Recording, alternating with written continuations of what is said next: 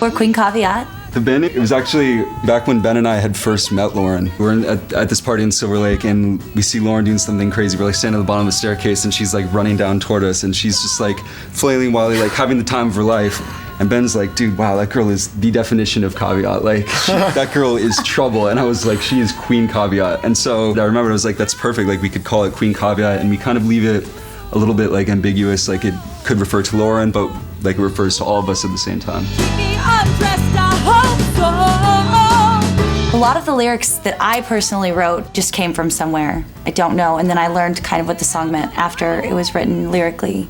Jimi Hendrix said it really good once.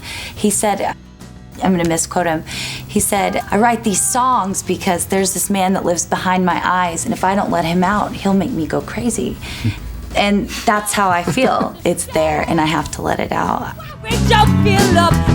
That's how we live. That's how Queen Caveat does everything. We don't X anything. Even if it's a song that we redo and make it into a full song later, or if we take parts from another song and create a new one. It's all there. It's all something that you made. You don't have to get rid of it. There's no rules. We have like a bunch of songs that, you know, we used to play that we don't really play anymore, and we've been revisiting them and like taking bits and pieces and kind of like generating new songs from the parts that we liked from some of our old songs. And, you know, the parts that didn't work, we, you know, put those off to the side. Maybe they'll work in the future, sort of thing. Well, we just finished our debut EP we just like released it about a month ago.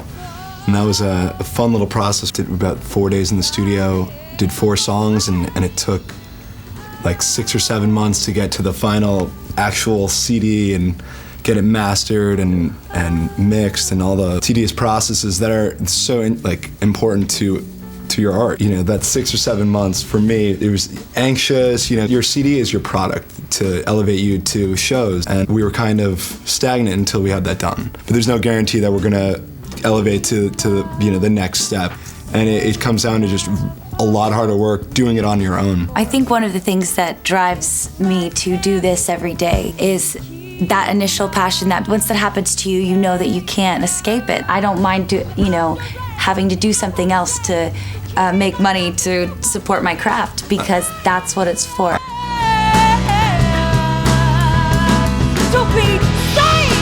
The passion and the energy I have for music can really be used to apply to anything in my life. I have a day job as well in film, and I use the same passion for music. Although I'm at my day job all day, like thinking about the band, like humming our songs in our head, thinking of new parts, I also find the same energy that drives me for this band drives me in my professional life, in my friendships with the band, you know, and whatever else you have going on in your life, you know, make sure that you always set time aside for what you love to do, and if you give it your all, then it will happen for you, and that's what drives us, and I think that's why we're here, and we keep doing it every day, even though there's no guarantee that something better will happen. You don't have to be a rock star anymore. You can just find a way to play music and make it last.